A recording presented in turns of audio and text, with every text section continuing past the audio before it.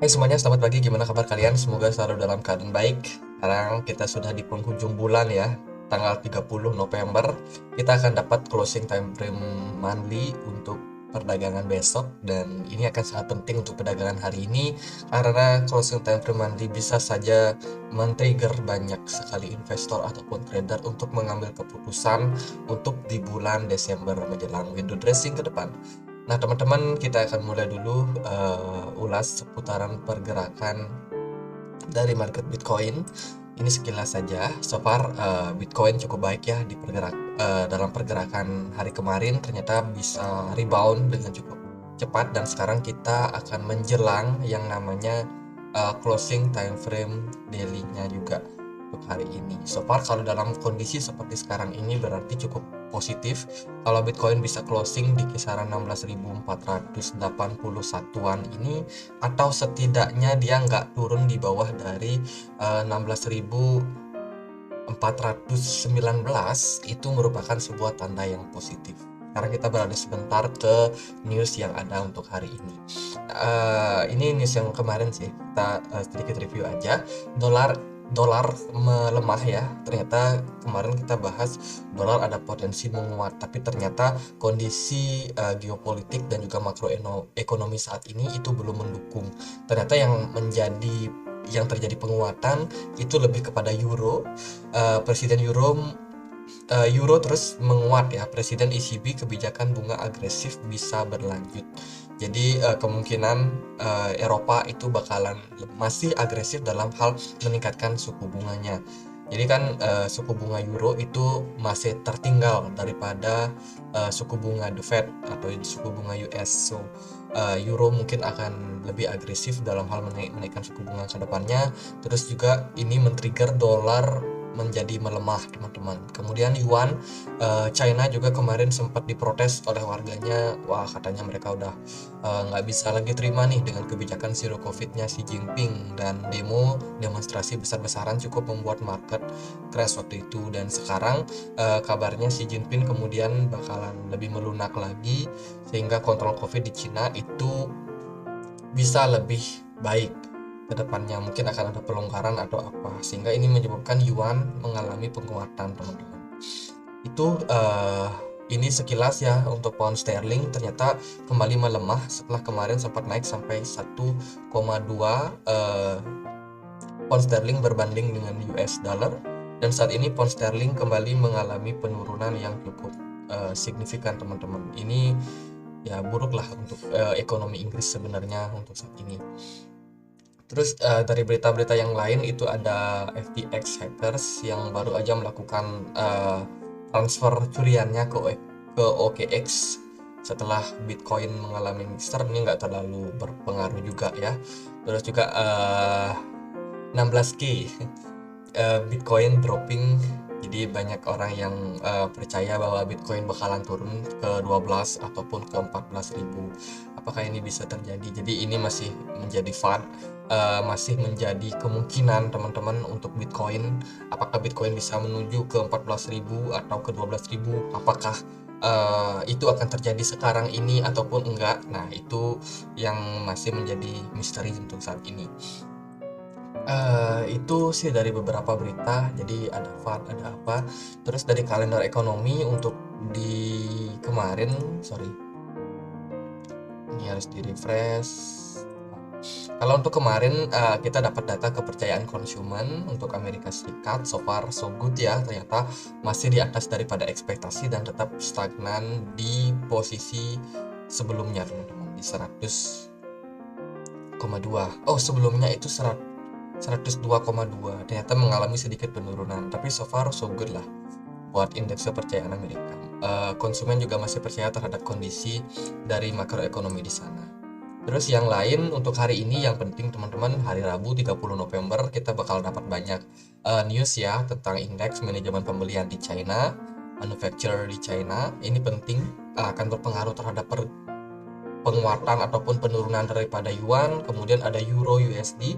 itu ada CPI, indeks harga konsumen, terus juga ada perubahan tenaga kerja non farm payroll di Amerika Serikat, kemudian ada pembacaan PDB juga, lowongan pekerjaan.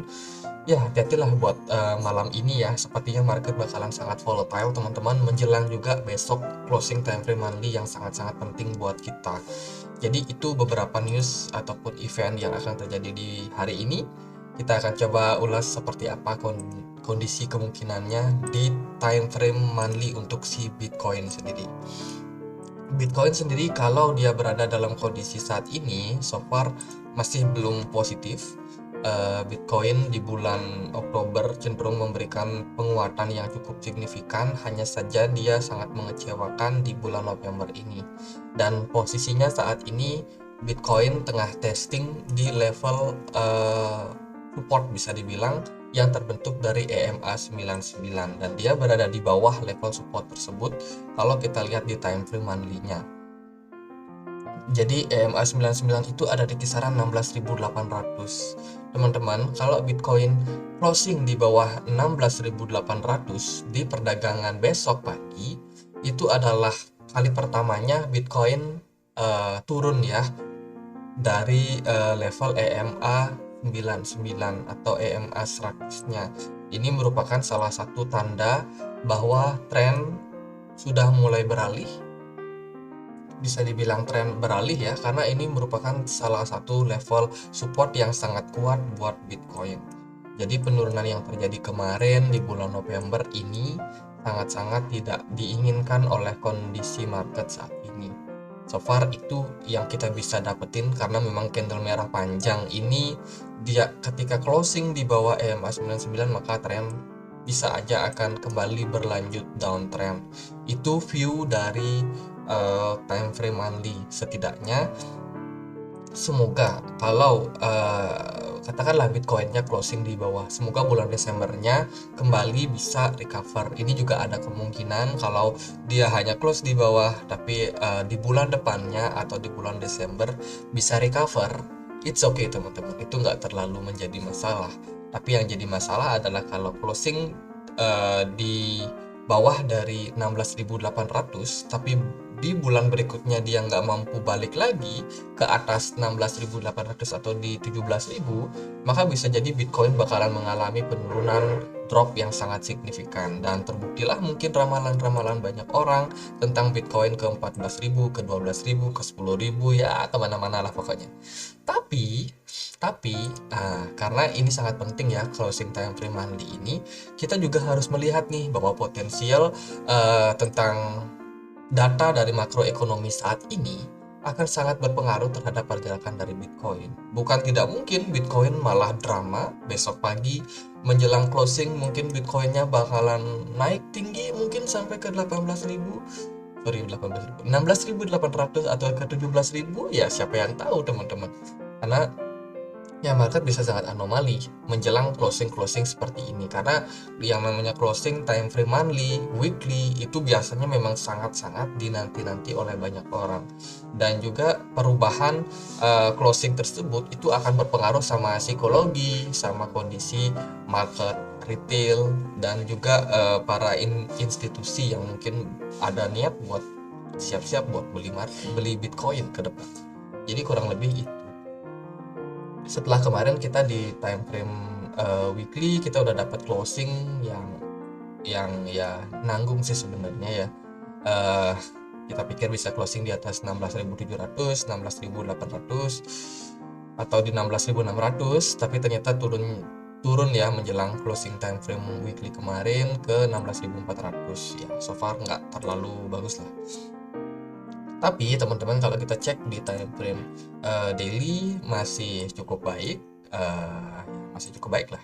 Kita masih dalam penguatan untuk RSI-nya sendiri dengan volume yang nggak terlalu tinggi. So far kalau memang kita bakalan closing dengan engulfing kembali, which is ini bagus ya. Jadi target kita sih bisa closing di perdagangan hari ini di atas dari 16.426 something. Jadi ya kalau bisa di 16.500 itu sudah cukup baik sih menurut saya sendiri. Tapi itu mungkin market bakalan banyak juga yang wait and see. Market juga mungkin akan sangat volatile untuk perdagangan hari ini, khususnya malam nanti. Jadi buat teman-teman ya lebih berhati-hati aja. So far kalau memang dia bisa closing dalam bentuk bullish engulfing, dimana ya closingnya positif lah bisa dibilang, maka ini adalah sebuah skenario yang mungkin terjadi, teman. Jadi kalau saya sih pikir dia bakalan berpotensi buat mengalami penguatan terlebih dahulu. Mungkin itukah pola falling wedge ke depannya sebelum at the end dia mungkin bisa meluncur turun dalam di mungkin ke 14.000 atau kemana. Tapi kalau dia untuk drop, saya rasa sih agak berat ya dalam kondisi seperti sekarang ini, karena kalau kita lihat dari kecenderungan market, menurut saya teman-teman, kita ini lagi ketahan, benar-benar ketahan di level support di 16.000 ini, level support yang cukup kuat. Maka dari itu saya pikir kita lebih berpotensi sih untuk hijau dulu di bulan Desember mungkin kita masih akan tetap hijau, cukup positif ya, menjelang pivotnya The Fed. Mungkin setelah itu barulah kita bisa turun ya. Itu sih pemikiran saya aja, mungkin juga salah, mungkin juga ya ada kemungkinan benar juga kalau menurut saya. Oke, kalau dari daily seperti itu teman-teman. So far kita masih tunggu closingnya seperti apa, apakah bisa bullish engulfing atau justru malah kita closing di bawah dari 16.400. Tapi kalau dari time frame 4 jam teman-teman, kita kemarin breakdown dan sekarang kita punya potensial buat membuat yang namanya fake out. Dari RSI sendiri dia cenderung menguat terus. Ini RSI-nya makin naik. Nah, kita tunggu aja RSI-nya sampai menyentuh level jenuh belinya atau di overbought-nya. Mungkin itu masih bisa berpotensi buat menguat nih untuk hari ini ke 16.700 atau 16.800 testing dari EMA 99 di atas sini. Dan kebetulan di level sana juga ada yang namanya level resistance. So kalau untuk pagi ini cukup volatile, cukup mendukung ya, kita bisa aja melihat bahwa Bitcoin berpotensi berpeluang ya buat closing di atas 16.800-nya. Kalau memang itu yang terjadi, maka ya bagus, kita masih punya potensi buat naik ke 17.000 atau ya ke level-level di atasnya. Tapi